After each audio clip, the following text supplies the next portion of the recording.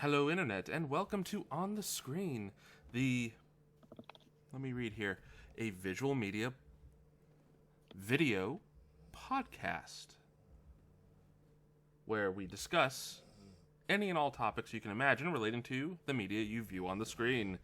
We've got with us, as always, the Geek Scorpio. Hello. And Zombie Hand. Hey. As well as myself, Tomato Man 7. Yield Man may or may not be joining us, depending on if he can work out some issues regarding his audio. So, anyway, we'll just continue as normal, and he might just make an appearance. For all of our options, I have decided to make a minor rotation from last time and actually use Spin Again as a Spin Again option, simply because I had a very busy day and didn't have time to prep another topic. So, so what we've got going on here is we have the obvious Spin Again. We've got the video game IP in other media, favorite spin-off titles, pros and cons of crowdfunded games, favorite video game soundtracks, and games with great story and awful mechanics or vice versa. All great items. I'm intrigued. Oh, they're all good. So let's go ahead and spin the wheel. I kind of want Spin Again, just so it spins again. Just because, yeah. Oh. Well, hold on a second. Now it says something is not playing. What do you guys see? Do you see anything? No? It's frozen for me. Shoot. Okay, yeah. Damn it. Technical difficulties. Yeah, this has been fun. My video card wants to die very bad. Well, Leo, you got your wish. I mean, it landed on Spin Again. Oh, right. Kind of spin again. So, I want a slightly bigger wheel where I can just go, you're spinning too hard! Oh, wow, this thing is just locked up bad.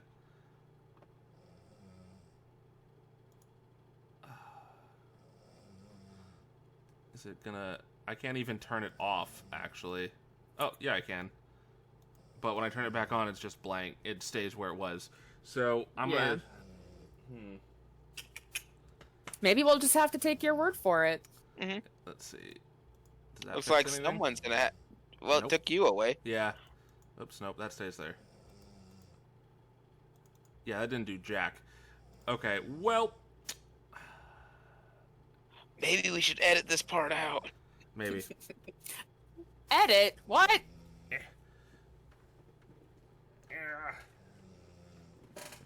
There, you see? Spin again. Spin again! Yay! Proof. Spin! Spin! I'm not seeing any spinning. Are you looking at where my face normally is? Oh, no. Oh, there we go. So what do we count that as, guys? Oh, that arrow is going to be down at the Xbox. It looks like the arrow's on the Xbox, but the little pin thing didn't want to let go of the GameCube. Yeah, I feel like I would have gone GameCube because that's what Wheel of Fortune would have done. You know what? You're right. So let's do that one. The rules of the spinning wheel is based around Wheel of Fortune. Yeah, more or less. I mean, kind of the inspiration for it to an extent. So that would mean we will be discussing favorite video game soundtracks. Ooh. Oh, God. Let me compile my list. Okay, so now I'm going to turn off the screen share. Mm-hmm. Yeah, this has been a hot topic over here at between me and Zombie Hand. And I'm going to also move my lighting fixture.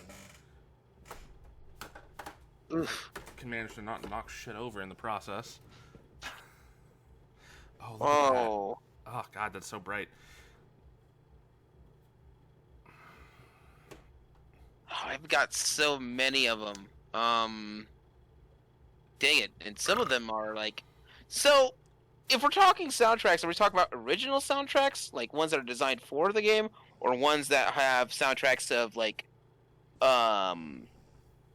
where they're pre-recorded medias, like other songs from different genres and such that are put in, kind of like GTA.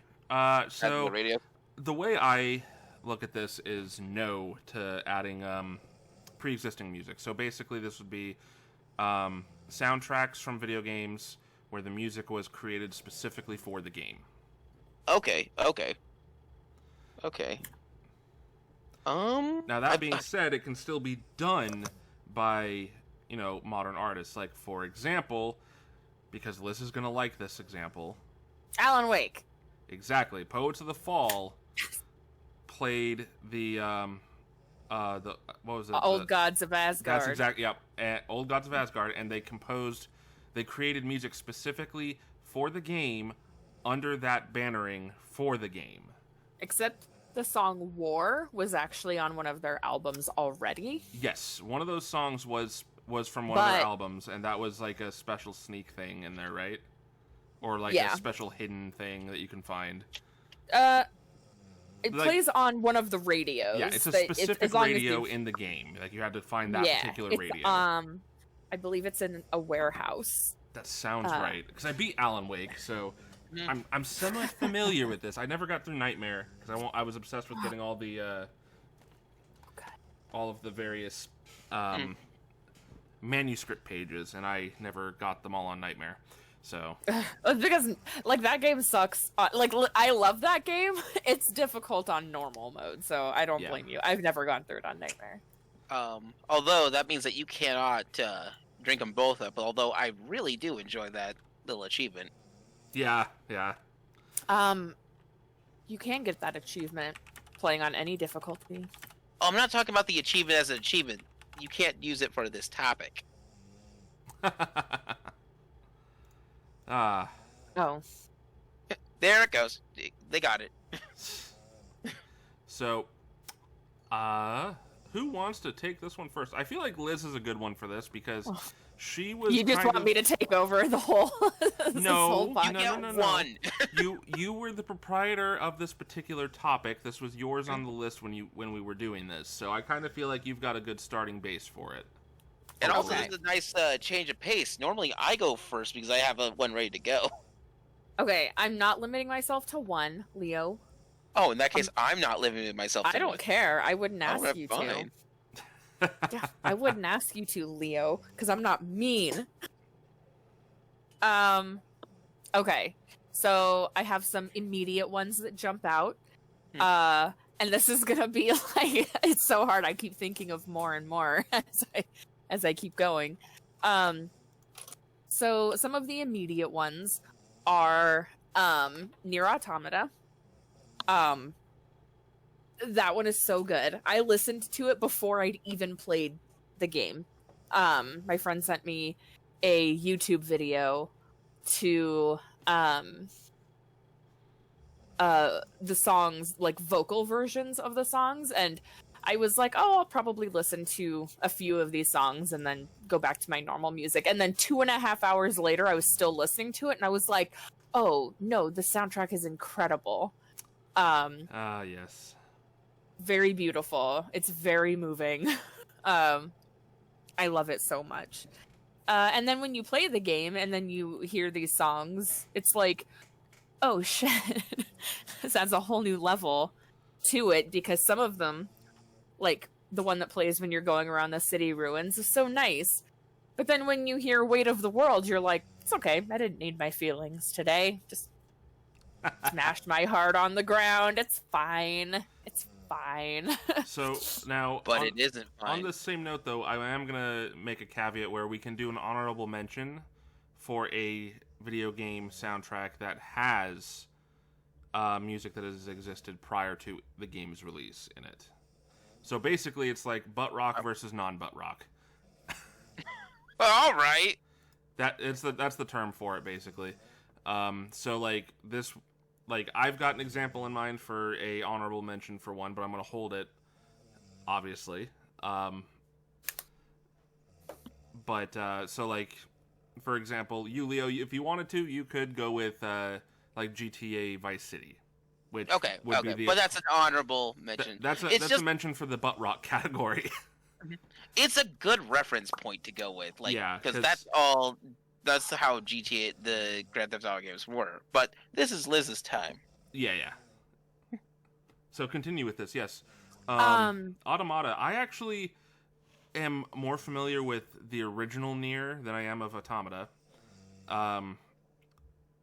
And I have to say that the music in at least that one is beautifully moving, and I feel like Platinum is like one of those companies where if they're gonna make something that is tied into another series,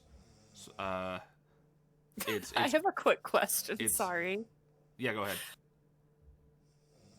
Is that somebody leaning back and forth in their chair, or is that my cat snoring? I keep hearing this like. So no comment. Okay. It's not your cat. I can tell you that right now. It was like, this could very well be Dean snoring, and Leo's like right next to him. So I'm gonna reduce the gain on my mic a little bit for the recording purposes.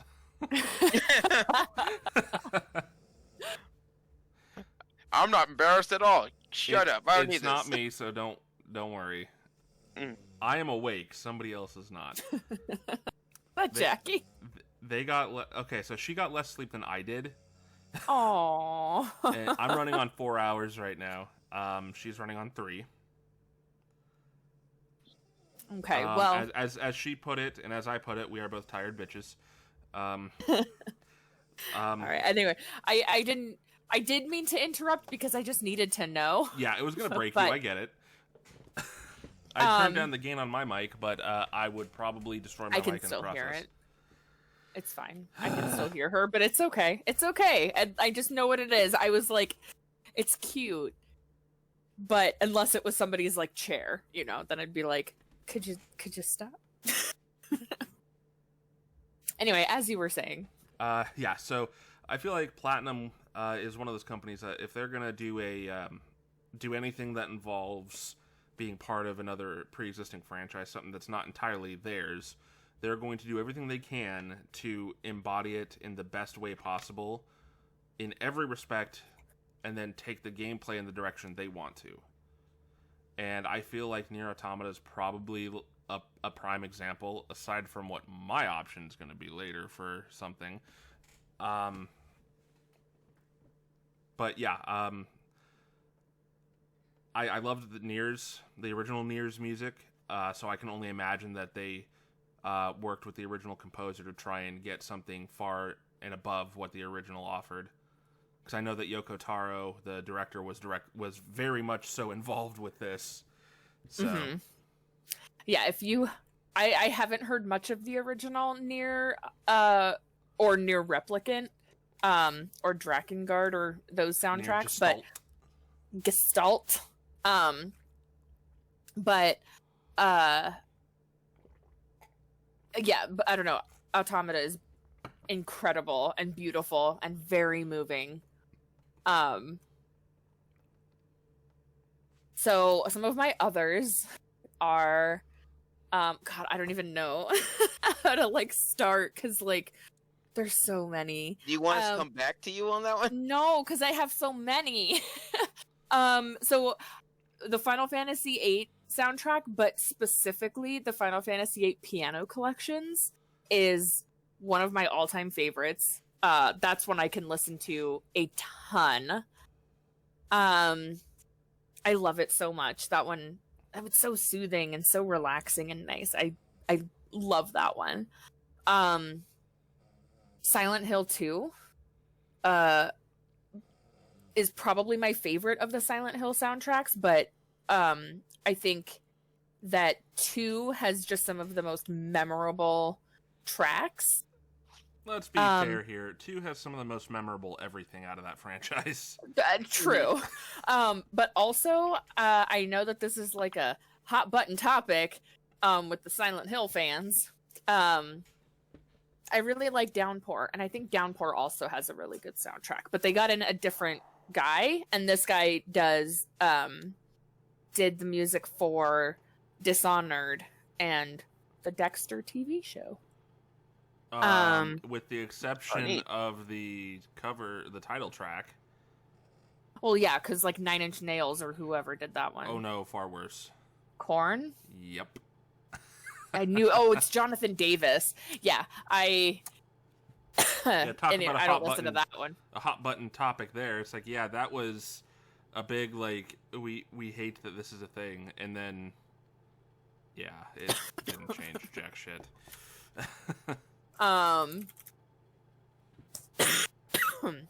Sorry. I really liked that one. The intro perp walk from that soundtrack is actually like the best, but they're all pretty good. Alan Wake, outside of the licensed tracks, Petri Alanko did a beautiful job. Oh my gosh. Speaking of Petri Alanko, who did Alan Wake, he's basically done all the soundtracks for Remedy Studios. The Quantum Break soundtrack, amazing. So good. I actually listened to that one more than I listened to Alan Wake. So it's interesting you say that, because I don't remember any of the music from Quantum Break. I just remember that it was fitting. Yeah, they integrated it so well into the gameplay and the story, but like I played the game like 4 times in like 6 weeks. I love that game so much. Did you watch all the episodes in between each chapter? Oh, of course. Yeah. Every single time. They're so good. But then I listened to the soundtrack like basically nonstop for a long time.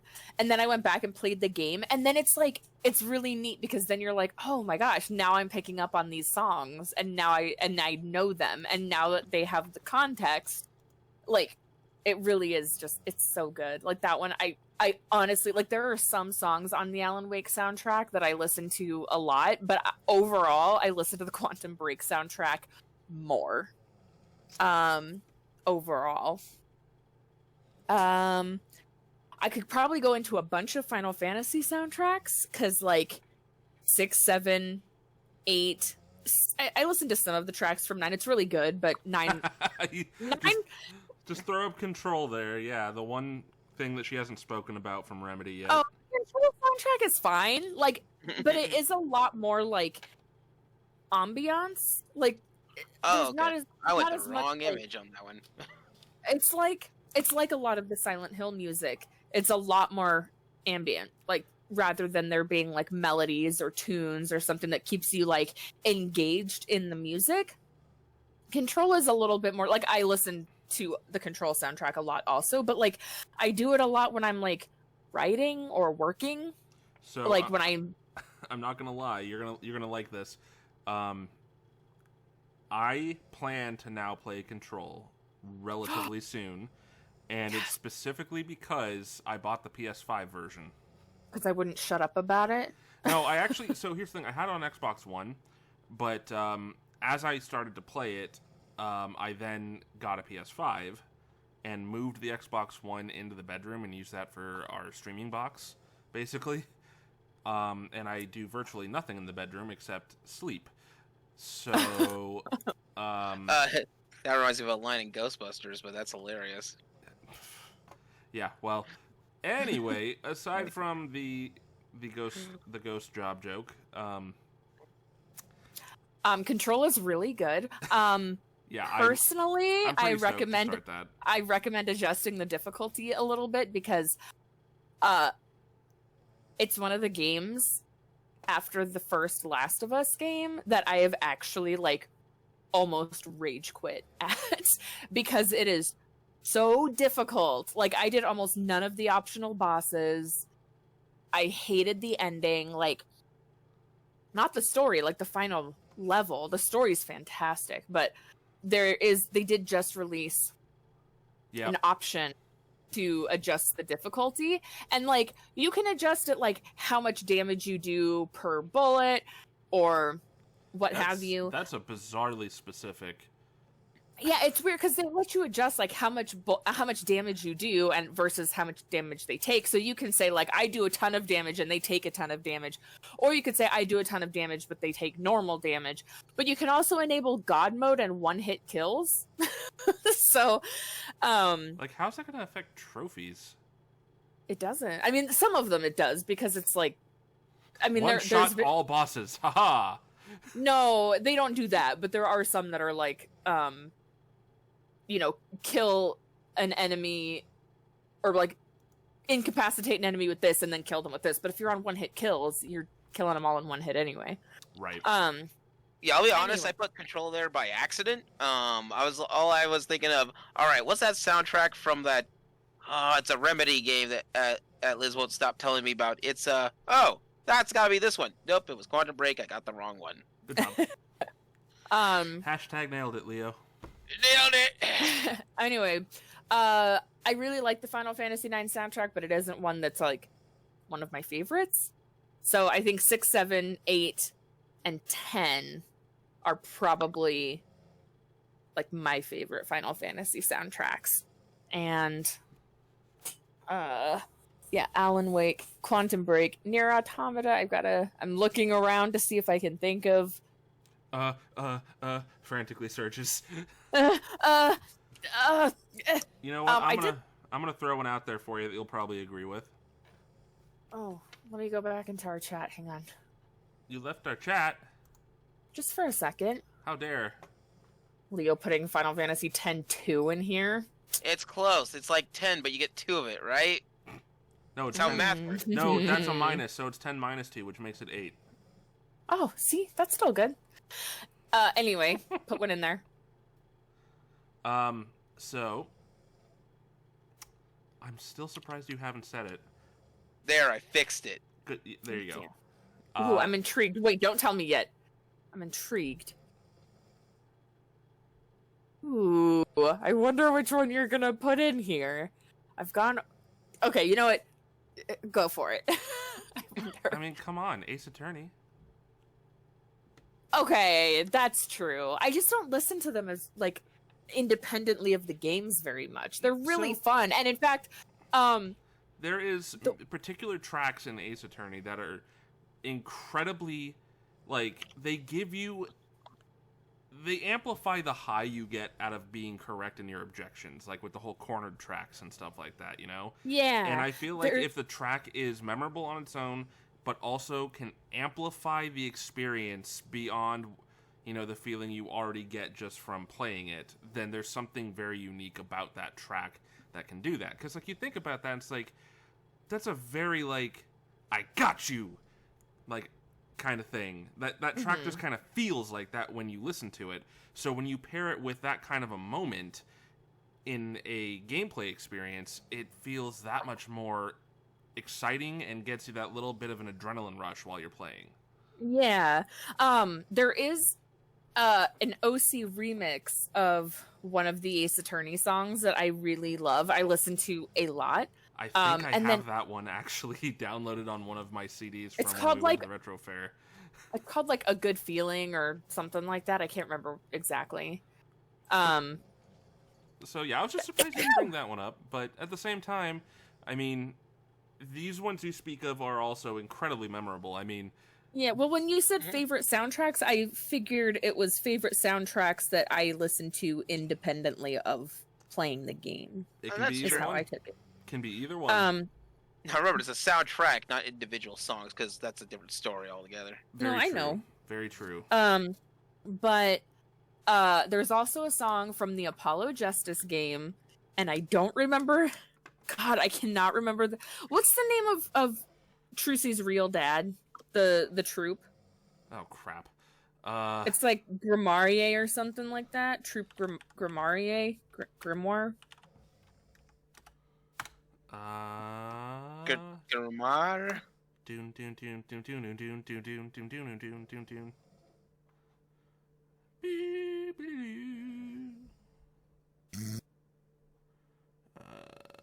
Associates, family. Oh god, no! I'm not going to try and read that.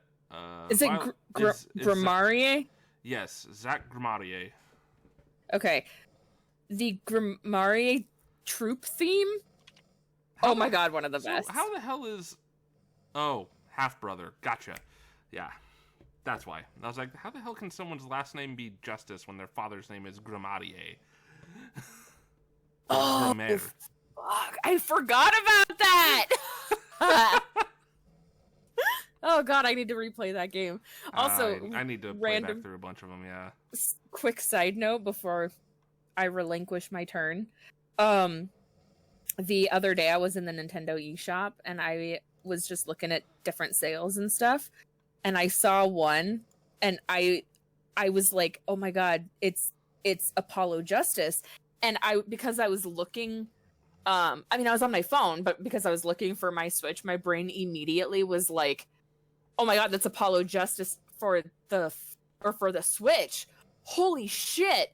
And so I was getting ready to purchase it. And you realized it was for 3DS. Well, and I already own Apollo Justice. I mean, I own the physical copy of Apollo Justice. Mm-hmm. But, like, so I was getting ready to purchase it. And the only reason that I realized it before I purchased the digital copy for the 3DS is because they were calling me by a different handle than on my Switch. You're like, wait a minute. I was like, wait, that's not what I go by on my Switch. Why are they using my Oh. And then I was super bummed. You got me. I would have got, like, if that was available on Switch, I would have purchased it and Dual Destinies right there. Yeah. Immediately. No hesitation. I was, like, getting ready Shut up and take my money. Yes, I was full on Fry. You don't go full Fry. You never go full Fry. Yeah. Why do they call it an iPhone? Ah! Oh, I get it. Anyway, those are mine. If I think of any others, we can come back around. But those are the ones that I have been thinking of, off the top of my head, that I love so much. Easily my favorites. Very nice. Does Leo have anything to contribute? Plenty. But before that, you want to do a shout out on ones with other soundtrack. Alan Wake. You're just gonna take the one Poets of the Fall track out of there and be like, "That's the one I win." If you ever listen to any of the tracks that are on the multiple radios around Alan Wake, all of those are licensed tracks. That's why they lost that's why they didn't renew the music rights, and why Alan Wake had to be taken off of Steam for a while was literally because they didn't renew the music rights. So there is actually something like, I want to say like 15 licensed tracks. It's just not very common. I mean, like, they literally use like Space Oddity. Oh, that's right. They used Space Oddity of that one. Okay. Yeah. I forgot. And about that one. I mean, there's a bunch of songs that, like, most people, I feel like they did a really good job in selecting tracks that most people didn't know, but that also fit the feeling of the game. But then there were some where you're like, oh, I know who that is. But yes, I am going with Alan Wake because I listen to the licensed tracks out of Alan Wake all the time. They are regularly on playlists that I make. Well, alrighty then. How about you, Leo? I got a few under my belt on this one. Hang on, I want to see something. But yeah, I've got a few under my belt on this one. I was just trying to make sure to check this list that Zombie Hand didn't already take any of them, but no, I've still got a couple that I can work with. Probably one of my most favorite ones is Payday 2's soundtrack, OST. Oh, interesting. Okay. All the songs are designed to, like, and honestly, and I have some of that on, like, literally workout mixes and such because they're really, really great. But the original composer did all the songs in Payday 2. When they did it, though, there's also versions of the songs that have quiet moments and loud moments, and and to your point, where music's really you had songs that are designed to like amp you up during the game and such. During Payday 2, when all the heat's on, that's when the song's amped up to 11, and then it's also at certain points where where all the police that you're trying to fight off just backs up for a second, gives you a time to breathe. But the song also has a descendo into that slower pace while you're trying to breathe, and and then gets it right back up to being amped to 11. One of my favorite songs on that one, just because of how they cleverly use it, is there's one called there's a stage in the game called the Alesso Heist, where they have a DJ. The DJ's name is Alesso, who did a song for Payday's soundtrack, specifically for this heist, and it's one of the few amped up songs that are designed to be when you're going quiet, because what you have to do is, if you do everything just right, you have to blow up part of a cement floor, but time it to the bass drops in the song. Oh, interesting. Okay. So that way, when you get and if you do everything perfectly, you get in, you get out, you leave your stuff behind, and you walk right out of the concert. It's this concert you're in the middle of. If you do it exactly right, you get it perfect. That's nice. And it just feels good to do that. And you still have that rockin' song. It's just not the soundtrack for the fight music, because you're doing this quietly, not loud. Right. But all their loud songs, I think there's 2 tracks in the entire thing I don't like. And that's saying something with something like 24 plus tracks on it. That's so true, though. It's a numbers game on that one. The other one, but like, it's just amazing to always have something that's always pumping your adrenaline up. And also one of those few games that, if you get an option to go in with, they have an option in the game that I always thought was interesting, because I like to leave the music on random, but they have an option where you set your music same as host. So the host of who's hosting your multiplayer game, what their soundtrack's playing and what they want for these tracks too. Oh, interesting. So everyone can be listening to, make sure that everyone's listening to the same song if you want to do it right. Esper, why are you crying at? What are you crying at? Oh. He'll just randomly go in the kitchen and start crying at something. I think he doesn't like my my rice cooker. That's so cute. He is a cute little fat burnt marshmallow. Anyway, continue. With your burnt marshmallow right there. Yeah. Oh, he wants attention. Why is it? Take attention on Liz's time, not my time. I know, right? Come here. We're doing on Brandon's time, not my time. Oh, fine. But the other one I really liked, and I surprisingly didn't go with the one that won the Grammy, but I'm going with Civilization 5. Oh, and okay. The reason why I like the Civ 5 is it's got a very sweet melodic background music for itself, but the background musics are designed to be songs that are thematic to all of the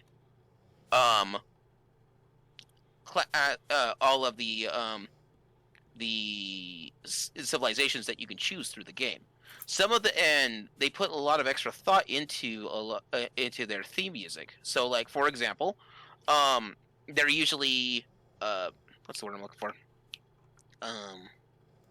Public domain songs, but public domain songs that make sense to that genre.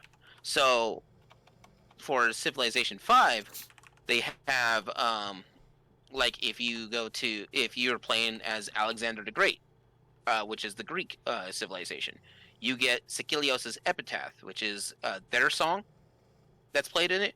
And Sikilios' Epitaph is the oldest song in its entirety that historians have ever discovered in Greece. Wow. And so, like, it's until we can find something more entirely than that, it's not the oldest song in existence, but it's up there. it's the only one that we have that's in its completeness for it.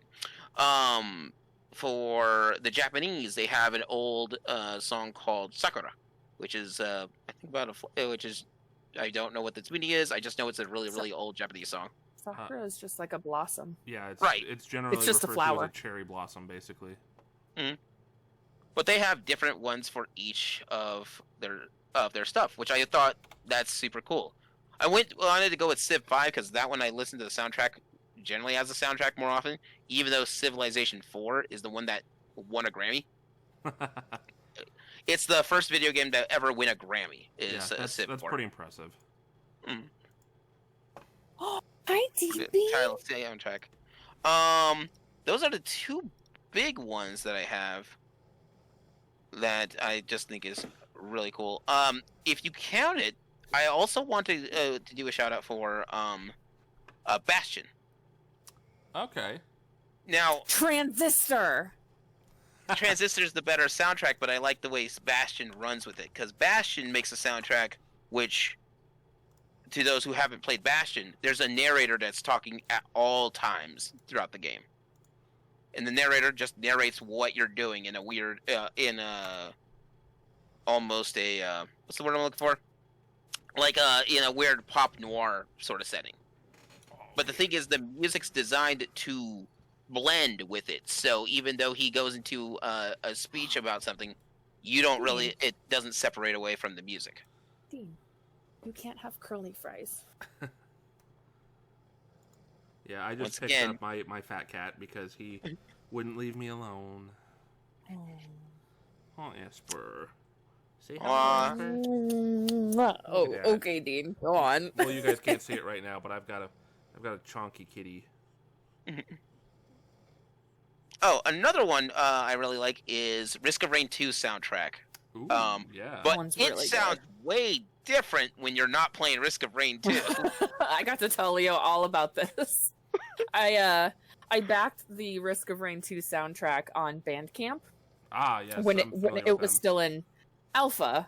And so I got access to all of the changes that got made to the soundtrack throughout its development. Because there was like, when Risk of Rain 2 first came out, the soundtrack was, in a certain way and had certain tracks. And then as it developed, there were new versions of the tracks, new tracks, some got removed, what have you. And so I was listening to it at work. I really liked it. I was listening to it a ton at work. And then there was just this one song that like starts out and it's got like a nice beat and a nice melody. And I'm just like, yeah, this is really good. And then like part way through, it just like somebody just started like freestyling on their synth machine. And like outside the context of the game, it just sounds wild and not very good. But it's like just this one song where it's like suddenly like, and I was like, there is no rhyme or rhythm to this song. Like there is nothing here holding this part of the song together. But like everything before it and everything after it in this like 12.5-minute long song, so good. But then there's this couple minute interlude where you're like, what happened? Is he just trying to make sure I'm paying attention or something? Probably. So I came home and told Leo about it and then gave him access to the soundtrack to listen to. And then he was like a few days later was like, what? It's like, what did you make me listen to? Yeah. It was funny because like I used to, and I can't for the life of me right now remember, but I used to do like, oh, here's that stage that with that exact soundtrack on that. And my favorite part is like now I can't unhear it. I'm like, yeah, like this guy is just going to town. When you're hearing it in the game, like it all just fits and it fits right, and you've got other things going on, like other sounds and guns and movement and whatever. But then when you just hear the song, you're like, this is good. Wait, what's going on? Yeah, okay, it's good different. again. Yeah. It was wild, but very interesting. If I had to do a shout out for though, on pre-recorded soundtracks, my favorite ones have got to be either on, Oh, the classic Total Overdose. That one I've talked a lot about before on the channel. Oh yeah, that's the one that like gets going more and more, right? Yep, the cooler you're doing, the more tracks. Also, it introduced me to the band Molotov, who's a heavy metal band from Mexico City. Mm. Yeah, I haven't heard like heavy metal done like south of the border before, so that was really interesting to listen to. Neat. But yeah, that's one of them, and yes, that's delicious. Sad. If you decide as a streamer to get to play something and get yourself blocked, that'll do it right quick. Real quick. Real quick. And I have to give like there's not one specific one, but the Tropico soundtracks, I like them. And they recycle a lot of the songs from the Tropico 1 and 2 and 3. They just keep adding on to it as they go. But a lot of them are designed to fit the Cold War theme of it. So there are a lot of like songs that I would listen to from my parents, because my stepfather's from Cuba originally, and my mom's from Brazil, and my dad's from Mexico. So that whole Central American area, and they use songs from that, which is kind of interesting that they didn't have to, but they kept it in that region for that. But they also kept it within songs that are popular. It's from the 60s and 70s style for it, and the 80s, but they never go beyond that, even though the game can take place in like 2000 plus. They just want you to feel like communist regime Caribbean. That's the feeling they're going with, and they're sticking to it. Very nice. Proud of them. I'm proud of them. Those are the big ones that I had. Wasn't already listed by Zombie Hound. Right. Hey, sorry. Hey, you jumped on that. I'm like, sitting here, come on, don't do this one. Let me have Payday 2. Let me have this. But I'm surprised you didn't do Risk of Rain too, just because you had the soundtrack. But then again, you have soundtracks to lots of games, so. I have a lot of game soundtracks that I did not mention.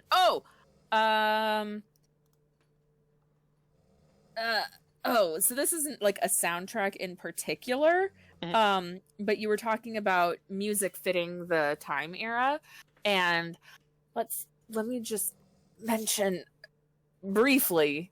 Yeah. Leo's had to live with this for a while. That like all of the songs, I guess I'm mostly talking about like the one like vocal track really from Snake Eater had the right kind of 60s style sound that really fit with the era. But then also it's also an original track for the game. It is. So yes. It's fantastic. Yes, and also in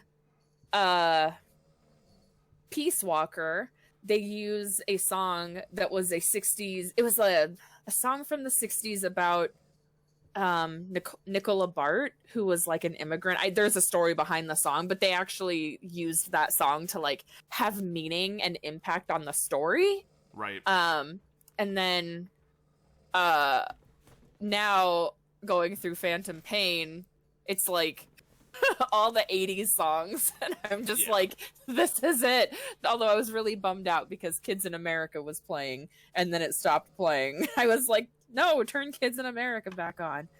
But it is neat. Like, obviously, I figure if you're going to have a game set in a historical setting, like, do your music. It's like if music is going to be a part of your game, do your music research. But I am just always pleased by how that series also kind of sticks to it.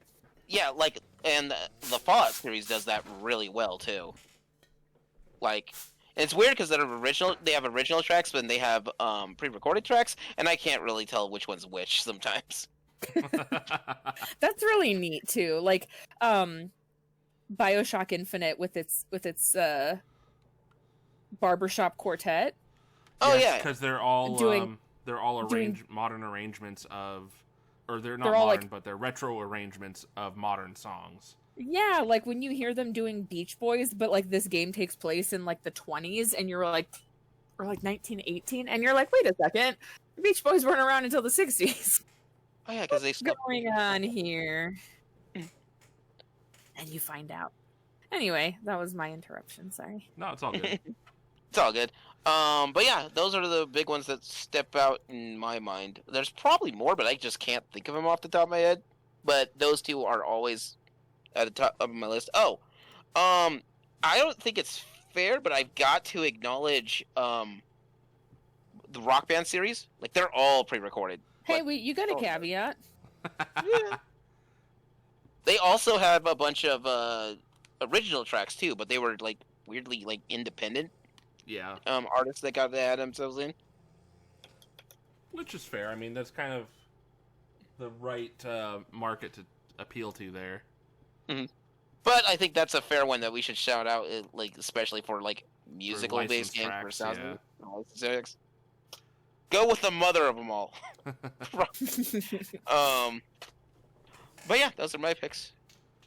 All right. Well, the first one I'm going to go with is one that we've kind of already slightly touched on, and that's going to be the Metal Gear Solid 3 soundtrack.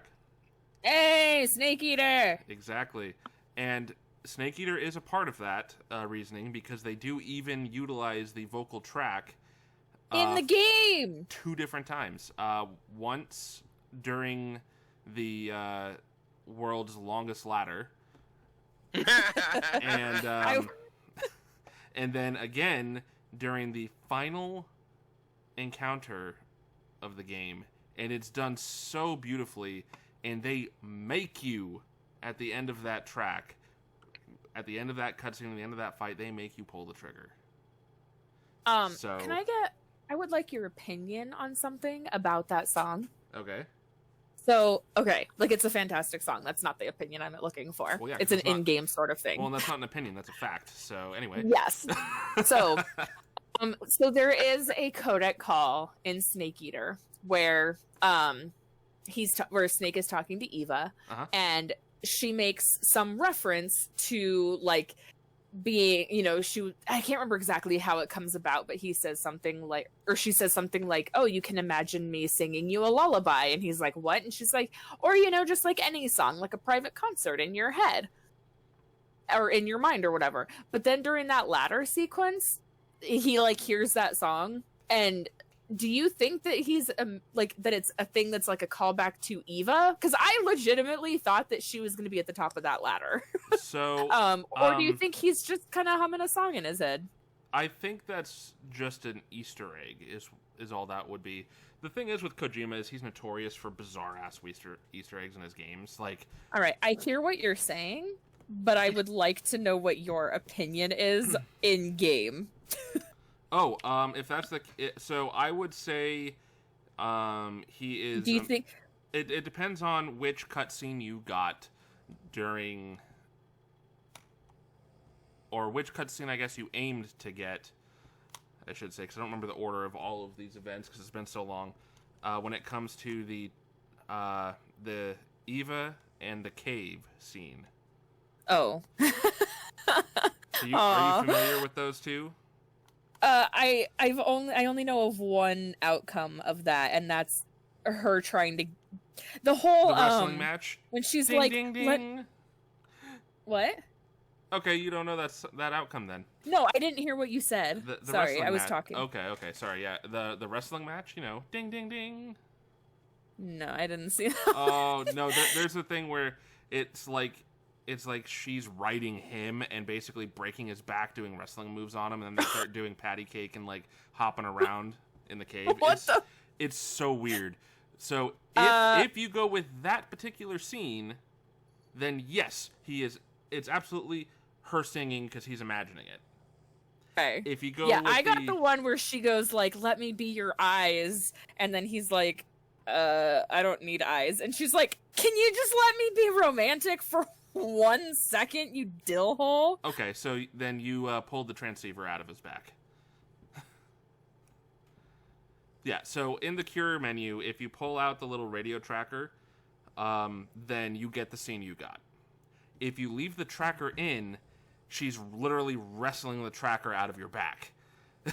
And that's why they played that parody scene. She's like, stop tracking my boyfriend. Yeah, because he's a dummy. So in the game, basically, if you don't pull the transceiver out, the enemies find you very quickly because they're tracking you. So like hiding doesn't always work as well, kind of thing. It's very subtle the way they do it. MGS3. I'm gonna actually just pull up the scene for you. Oh, that's clever. And if you did it that way, then she tries to wrestle. She's literally the idea wrestle Snake. She's like, "There's something stuck in you. Hold on." And then it's like it plays like a ringside bell, ding ding ding, as she's like wrenching it out of his back, kind of thing. And it's like ah, ugh, and then starts doing weird shadow puppetry of them basically wrestling. It's fucking weird. I'm gonna find the cutscene and send it to you. Oh, bizarre. MGS3. Whatever, dude. C. Okay, hold on. MGS3. Hidden. Okay, just cave scene. I'm just gonna do cave scene. If I can but spell also, right. I almost said the Uncharted soundtracks because, like they're really good. I just don't. But I don't listen to them. But like, except for Nate's theme, I really like Nate's theme. But the guy who did the music, or one of the people who did the music for Metal Gear, also did the music for Uncharted. Neat. Yes. Okay, so I found the regular one. I want to find the other one because I feel like it is worth seeing behind the wall. Also, I love Eva. Yeah, no, Eva's great. Or in MGS4, as she's known, Big Mama. Big Mama. I really like Eva and Meryl. They're my favorites. Meryl. Meryl. Colonel, how do I get in contact with Meryl? Look at the back of the case, Snake. Okay. Wait, I rented this. Oh no. Oh, that's a flashback. That happened to me. Oh my god, it happened to myself, happened to Chicho. If you rent it, it doesn't let you. Well, because it's on the back of the case, and a lot of places when you rent it, it doesn't have their own cases instead of. Sure, but it can tell if. Well, no, there's no other way to get that her codec. The only way you can get her codec is on the back of the retail package. There's a snippet, like a screenshot, of Snake talking to Meryl, and it just has him saying Meryl. So it's like, how do I get in contact with Meryl, Colonel? It's like, and it just says, look at the back of the package, Snake. It's on the back of the CD package, and it's like, oh, get out of here. So yeah, like I said, Kojima is known for bizarro, like, Easter egg stuff, and that's technically an Easter egg, but also a I always thought that was a more of a throwback to the old security codes from the 80s. Yes and no.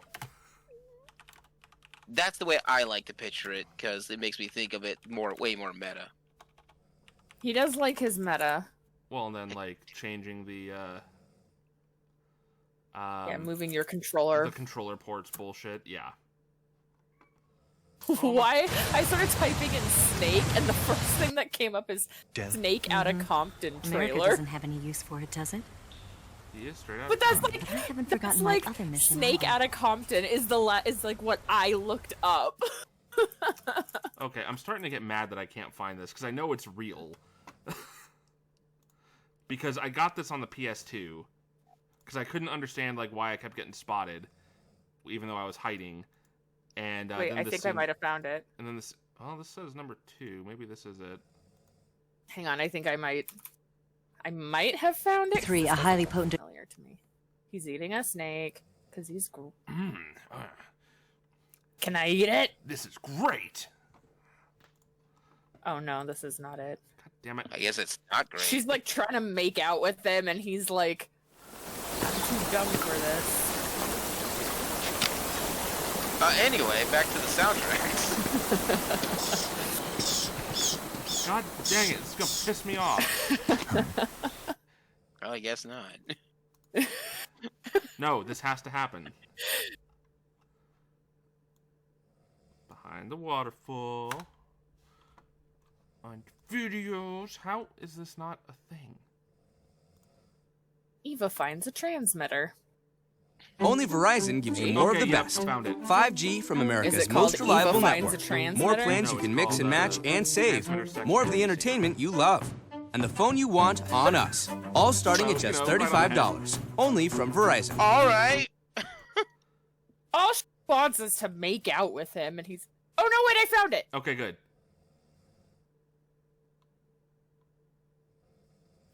All told like by you- shadow puppets. She's like, you want to make out? And he's like... You're No. pretty good at that. Yeah. Okay, hang on, I have Everybody no tells watch me this. that. We can edit this out. Yeah, everybody tells me that. Hold steady. I'm not done yet. There. A transmitter. Is that how they do it in the KG? Yeah, is so imagine ridiculous. being... What year did this fucking come out? Like 15 or 16, and you come across that on accident. It's like, what happened? What? He's tapping. Zombie Hand, could you send me the link on that one? It's like... Why did it get like that? Just, it's so hard. Yeah, and it plays like the ringside bell. Ding, ding, ding. When she's like... She steps on She's his like- crotch and stuff. It's just hilarious. She's like, it's so small. He's like, it gets the job done. But it gets the job done. Yeah, Really? it gets the job Here, done. lift up your hips. Here, lift your hips up. And they start, like, spinning in Like this? circles. Yeah. Like this. What the? How's that? Good at that. Yeah. Good at that. Everybody tells me that. Yeah, this is the Steady, scene I'm I not got. There. A transmitter. Is that how they do it in the KGB? Is that how they do it in Sometimes. KGB? Would you rather I did it Sometimes. American style? Would you rather do it American style? But how'd you know there was a How do transmitter you lodged lodge there? transmitter lodged in there? That's some You're like female just intuition you barely got. behind me. That's some female intuition you've got. Okay, I feel better now that I've shared that with you. Oh god. Okay, so the next one I'm gonna share Mm-hmm. is one that I listen to currently quite regularly. Ba-boom. Final Fantasy VII. The remake OST is playing all So the time good. right now for me. And part of it's nostalgia, part of it's the fact that these rearrangements are masterful in virtually every regard. And I am particularly fond of the Midgar Expressway track, which is basically right before the end of the game. Leo, you're not going to know anything about that. Is Liz, that when It's when is you're on that- the bike. you're getting before you enter the Kingdom Hearts area? Yes. It's where you're like on the bike and you take out the death ball or the roller bot or whatever they called it. Mhm. That's stupid. I love the You music hate for that track. boss. You can totally skip it too. If you fail once, it gives you the option to just bypass it altogether. Yeah, all the bike segments are completely skippable upon failure once. Huh. Well, I failed multiple times and did not know that. Yeah, I found that out and was like, no, I refuse to skip this because this is part of the original game. I'm going to do it. But yeah, though that entire soundtrack is just so freaking good, and they took and made unique variations of the battle track for so many different encounters in that game, and I mean it's just such a great soundtrack, man. Also, that one song that they made for it, like Hollow or whatever it's called. Hollow. I love it. The instrumental version that plays in Sector 7 or in Sector 5, Yes. like got stuck in my head all the time. Yeah. God, so good. It was so good. I wasn't even mad at it. I was like, yeah, I like this being in my head. Like, okay, you live here now. You can stay. You You can stay here rent free. Now, this isn't a particular game for the follow-up on this, necessarily. I'm using a franchise because the music across the whole franchise is just, as a whole, generally very, very, very good. And that would be... Xenoblade. No. Castlevania. You're not wrong, though. Ooh, that is a good one, though. Castlevania as a series? Yeah. Because a particular track that everyone is required to love, it's called Bloody Tears. They rearrange it for so many different games since its utilization in the second game on the NES. And that's because... Can I tell you something? It's amazing. What's that? I've never heard it. Okay, about that, I think you're a liar. I've never played a Castlevania game, and I've never listened to a Castlevania song. Did you What watch again, the filled anime with on lies? Netflix at all? What? Did you watch the Netflix anime at all? No. What the... okay, fine. Oh, I've been meaning to. It's not really for good. lack of me trying. It's actually I'll be good. honest. Oh, not it's true. trying Leo too has hard. Leo has been trying, but every so often it's just like a. Are you gonna watch the Netflix series, or can I just give you spoilers? And I'm like, I'm gonna watch it. Well, then watch it, because it'll bypass a game for you if you do. That would be Castlevania 3. Is that Yeah, I guess not the highlight for the Castlevania 3. Castlevania 3 is really long? Yeah, well, they cut out Grant because he's useless and not important. And they only leave in the important Ooh, characters for the sick show. burn, Grant. Nobody likes him. Burn! That's a not lie. true. That's a lie, yeah. He's got some cool abilities, but he's virtually just like... bleh. Well, he's got cool abilities for 1993. Let's be honest there. Because that's the thing. As an NES game, it's like, okay, so NES history, they used to call wall jumping back in the day. Its nickname was the Batman jump, because Batman, the game Batman, based on the Tim Burton movie, was one of the earliest games that ever had wall jumping as a feature. Yeah, and then you've also got Ninja Gaiden that did the same thing. There's different. There's A little like bit, wall yeah. hook and then hook. No, this one you could actually That's jump. true. And You jump. you could climb too, I think, right? With Grant? Mhm. Yeah. But for Grant, you could climb up walls. That was like his big deal. Yeah. And so you could get to a bunch of like, what was it? You could skip several levels. Yeah, just there were because areas you could around it. just bypass, basically. Like, this is a problem for jumping. Not anymore, because I got a wall.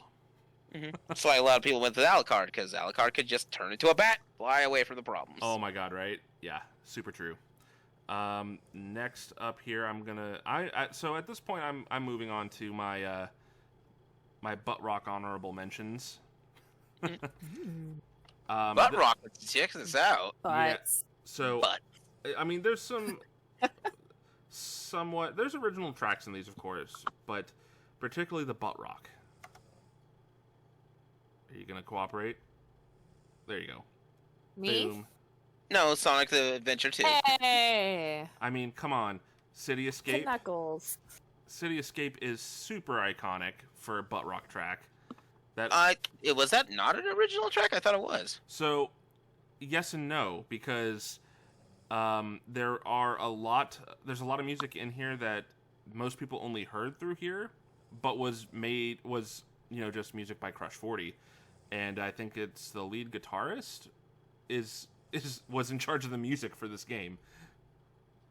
So like he implemented a number of Crush 40's tracks in general into the game. So like a little bit of A, a little bit of B there. Right. But the real go-to for me for butt rock is Metal Gear Rising, specifically the vocal tracks, which my friend got me on vinyl record one year for Christmas, which is amazing. I should listen to it. You super should. The tracks are so hype. I mean, a character flips a Metal Gear Ray through the air and chops it to bits, and the track playing is just beyond the hypest shit. I should. And it's made by Platinum Games. I'm still going through the The main I'm still series. going through the series, so Yeah, the series. I Is did a little amazing. bit of jumping around, but for the most part, I'm going through chronological. Finally, because you've needed to.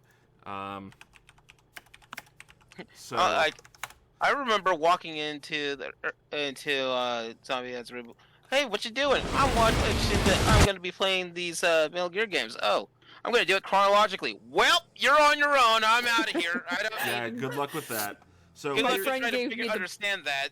My friend gave me the breakdown of what chronological, like what order chronological is for the series. So we start with I'm 3, going. Yes, so it's 3, and then if you- Gesundheit, because you basically just sneeze at the little markers on the table and they go everywhere. No, you can do portable ops if you want.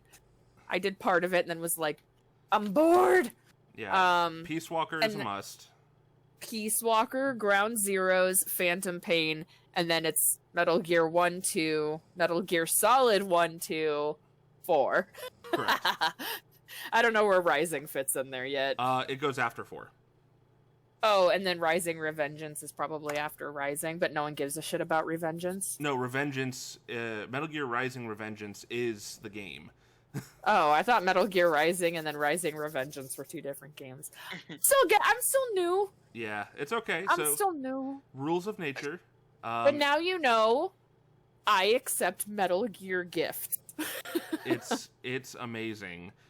You will now be nerding out with Chicho and I many a time because we grew up on this franchise so hard. In fact, when I was much younger, before I was collecting the video games, he let me borrow his copy of Metal Gear Solid 2. And then I was burgled, and his game was stolen. Oh. And the very first thing I did was I told my mother, I was like, I'm borrowing games from people. I need them replaced. That's like the one thing I care most about right now.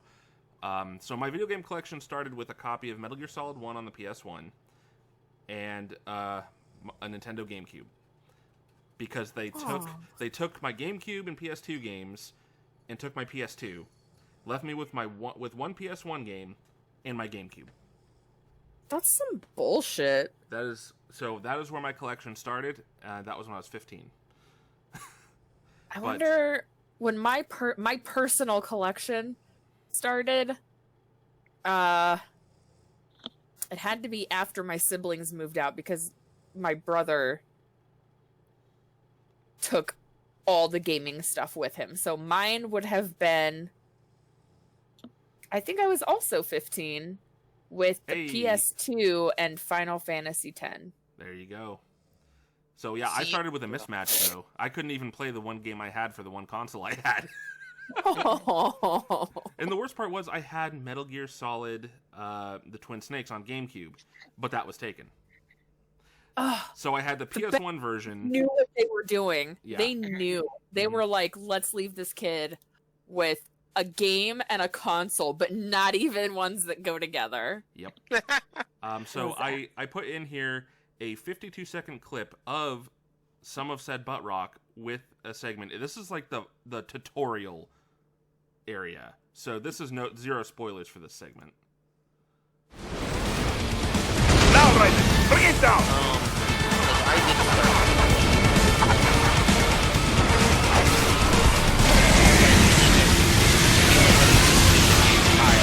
hoping for the best, and then that was when I was in my 20s, or early 20s, is when I actually started collecting games. That's just for Leo. No intent to let other people play it. Yeah, I mean, I let other people play it. I'm just saying this is actually mine. Yeah. Yeah, I got the PS2 and Final Fantasy X as an early birthday present. And that was specifically for me because I was the Final Fantasy fan in my family. Right. And so I got so those were mine, but when I moved out from my parents' house so there was the first time I moved out when I was 18 or 19. I moved in with my cousin and they already had like the PS2 and stuff, so I didn't need to bring mine. But then I moved back in with my parents and I went to college and I stayed until I was 27. And when I moved out, my dad tried to say that the PS2 was his, and he tried to take it from me. I was like, hands off, old man.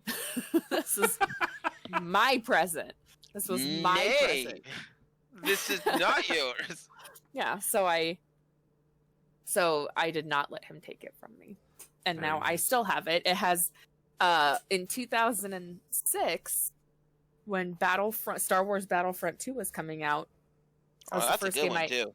Yeah, it was the first game I ever pre-ordered, and we had a store here before it was turned into a GameStop, or they were bought out by GameStop. Leo, was it Software Inc. that was Software, in the mall? etc. Software, etc. Ah, yes. They got bought out by GameStop, and they were I pre-ordered through them, and I got some console stickers. Oh, nice. That are still on my PS2 for Battlefront 2. That's dope. I just remember that place because it's like there's a GameStop, and 10 feet in the mall, further down the mall, you can go to the GameStop. Oh, there was a GameStop upstairs, and then there was Software, etc. downstairs. And then GameStop said, "No, you're mine now." Yeah, and then I remember when Kingdom Hearts 2 was coming out, Software, etc. did not have Chain of Memories for the GBA, but GameStop did, so I went upstairs and got their copy. Nice. For the GBA. Okay, so anyway. I'm gonna request that you guys watch this 52 seconds here with me. Oh, are you gonna stream it? Well, I put the link in here. Oh, okay. Are we all gonna press play at the same time? Sure thing. Okay, Are we hang on. ready? I'm loading it up. Are you streaming it for the audience? Now that's my question. Oh, it's gonna be on here, yeah. Okay, I am ready. All right, are you set? Yeah. All right, go. Now, Raiden, bring it down.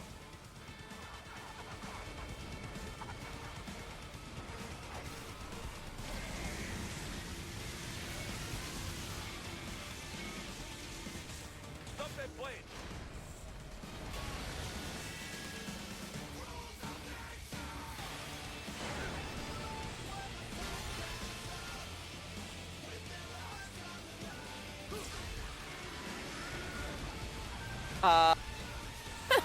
Sorry. I guess he's a cyborg, so this makes sense. Also, it's Metal Gear. It doesn't have to make sense.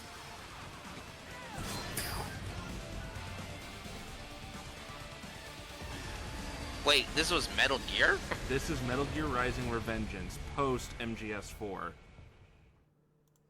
Damn! Everyone said, give us more Raiden. Well, yeah. So the game was originally supposed to be a prequel to Metal Gear Solid 4 that covered the events between 2 and 4, where Raiden became the new cyborg ninja, where he was actually a cyborg, not just an exosuit. R.I.P. Gray Fox. Yeah, tell me about it, man. But then Kojima, seeing that his team was having issues with so much freedom in this project, decided to instead give a little bit of direction, but also felt that his engine was not suited for the action game that was intended for this, because he was using the Fox engine, which what they used for the Phantom Pain. So he then... That's a pretty engine. Yeah, it is. So then he approached Platinum Games, and they were like, yes, please. And instead of doing a prequel, they were told that they could pretty much do as they saw fit.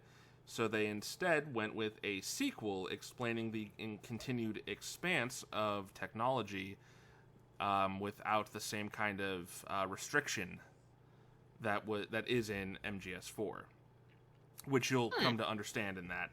And that's basically this: is like Raiden is the lead is the lead soldier in a private military company with enhanced cybernetics, and this is like basically the peak of his cyber body that he has in MGS4 right here.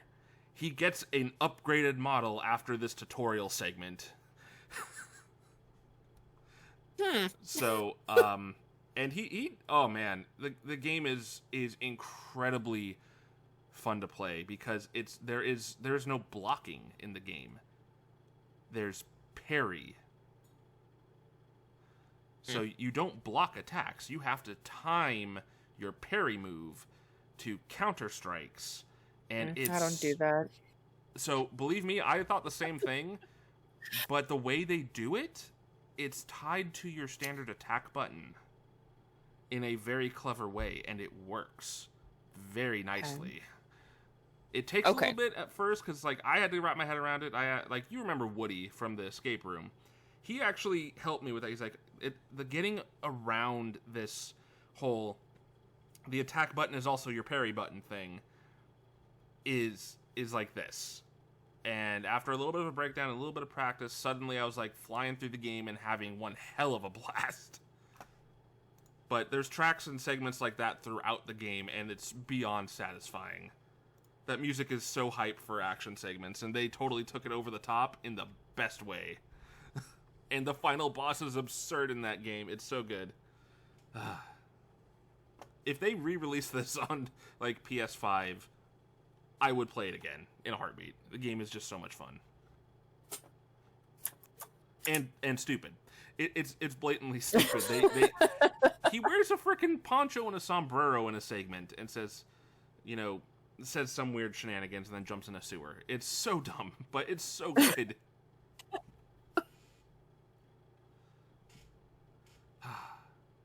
Anyway, that's my little gush about Platinum Games and their work with Metal Gear Rising. I still want a sequel. I'll never get it.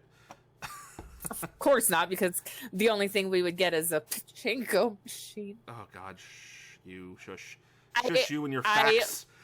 I legitimately... So I have been hurting, obviously. I'm sorry, this has been so off topic now, but I have been hurting because of the Silent Hills. Or the Silent Hill pachinko machine that hurt every Silent Hill fan's feelings. Sexy pachinko. Oh God, it was like that was the thing that like when they announced they were like a new Silent Hill game, and I was like, oh man, and then it was like the second real disappointment after them, after PT, and they were like, we're gonna give you a different Silent Hill game. It's the pachinko machine, and I was like, oh, you're just gonna grind in the pain. There's your phantom pain. Yeah, not so phantom. I know right where it is. Like in the heart. It's in the heart. But like now that I'm getting into Metal Gear and like I'm going through it and everything, and I'm just like, man, I really wish that Konami would give Kojima back the franchise, if only for remakes. I know that he wants to work on other things, but like if only he can oversee some like remakes of like the older games or something. Like that would be really cool. And my friend goes, oh, kind of like this, but she knew what she was doing. And she sent me some like really pretty pictures and like high def gifs and stuff, and I was like, oh, what is that? And she sent me the pachinko machine. I was like, Konami, you hurt me again. Oh, what is that? Broken dreams. Yeah. I think she actually started it because I found this, and then I thought it was a fan art. I found one of a wallpaper, and I thought it was a fan art, and she's like, oh no. The smart thing the company could do at this point is to have them remake Metal Gear 1 and 2 for the NES using the Fox engine, because the environments for those games are similar enough that it would make perfect contextual sense, allow a lot more asset reuse, and it would reintroduce the franchise to a radically new set of people. Yeah. It's like literally money just sitting there for them, and they refuse to do anything with it. It's because they're dumb. It's Konami. They want pachinko and app games, and that's it. They could at least do the nice thing and just give Kojima back his series. And, like, literally, even if all he does with it is oversees a remake, like, that's fine. Yeah, they should contract him just for, like, oversight, and that's it. I would love to see, like, I don't know. I'd love to see a nice HD remake of the like Metal Gear 1 and 2, but also like Metal Gear Solid, like Snake Eater would look beautiful. Yeah, in the Fox engine, like Phantom Pain, Yeah, down. but Yeah, then also like give me some HD Meryl. That's my wife. Meryl. I love her. We all love Meryl. Oh my god, hotness! I want to bang you. I would marry Eva, and I would marry Meryl. Meryl. Yeah, and then you've got to contest with Jessie Raspberry, I love her too. and then there's Tifa. I do love Tifa, but I'm not going to marry her. Fair. All right. Well, I think that concludes our soundtracking of the bestness And other things. and all kinds of other And things. other Yeah. things. Well, I mean that's fair because honestly, I've got a man crush on David Hayter. Dude. Like, I don't, but I got a man crush on his voice. Look at this resistance on the slide. Oh my god, it's perfect. How did you do this? He's on Cameo. I'm going to remember that for you. God damn it. Oh, don't you dare. That would be so amazing, especially if the I've Death actually, Feature like, too. I've already looked at his price, so. Oh, dude. Oh my god. Yeah, no. David Hayter is like, he's a hero, man. Because there's You're a like- great interview of him where he's like talking to fans at a con, and they ask him something about the voice, and he says like, like in the first game you can kind of hear me forcing it a bit, and then he slides into, now I can pretty much do this all day. God. It's so good. Yeah, he does all his cameos as, like, Snake or Zangetsu from Bloodstained. well, what? Bloodstained Ritual of the Night, he voices Zangetsu, who is a Japanese demon slayer, and it's literally just a Snake voice with a tinge of Japanese accent to it, because he's also in Japanese. So, Snake. It's yeah. still Snake. It's just Ronin Snake. Not like Kevin Conroy. He does Batman. He does other things, but No, he's just Batman. Shut up. Batman. Batman. Batman. Yeah, so he's on Cameo, and if he will generally, if you say like, oh, they're my friend's favorite character is Solid Snake or Big Boss or whatever, he'll send you something in that voice as Snake. That is amazing. So which Snake is your favorite? Which Snake is my favorite? Yeah, you heard me.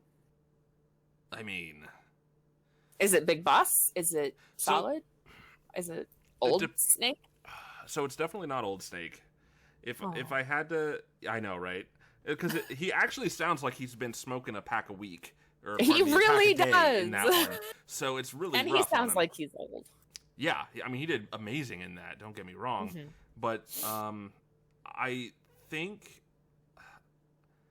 in basically every regard, I have to say MGS3, just Big Boss, for, like in his early days, is probably my favorite version because it's like this is the character that we have grown to hate and want to kill throughout the series and successfully kill. But this is, us literally watching the beginning of his descent into the madness of the paramilitary and private companies and stuff. It's just like, you're watching the fall of a great soldier in the worst possible way. And then it's also you depressing, just get man. to see like how he, I don't know, he was so like charming in a lot of ways. Like he's very charismatic in a lot of ways in Snake Eater. Yeah, a like big when you're on the inspiration codec for that calls. was James Bond. Actually, was a huge inspiration for a lot of that game, including its soundtrack tone, because Yeah. of the era at which it was set. And they made Major Zero obsessed with James Bond films, which was hilarious. Yeah, and then also Paramedic loves her monster movies. Oh yes, Oh, the creature but features. Paramedic turns into a trash can down the road, so let's not think about her too Yeah. deeply. Yeah. Anyway, so yeah, there's our. We'll have a spoiler cast for this at some point, I'm sure too. This one we can mean- probably have a little bit sooner than later because Chicho It's and been I out for The last one's been out for 6 years. Yeah. Well, and Chicho and I have played to death all of the earlier games, and Wait until I'll let you know when I'm done with the series, and then we can do a spoiler oh cast. man, yeah. We're gonna have to do a special on that one. Anyway, thanks for watching, guys. You might want to tune in next month for more shenanigans. Hopefully, we don't get too off topic on that. I think we did pretty good for the most part this time until the end, where we started gushing. There was a line. You could see the line in the sand of where it went downhill. Yeah, it's right there where it says "new" in the Discord for me on the screen, right underneath Rules of Nature.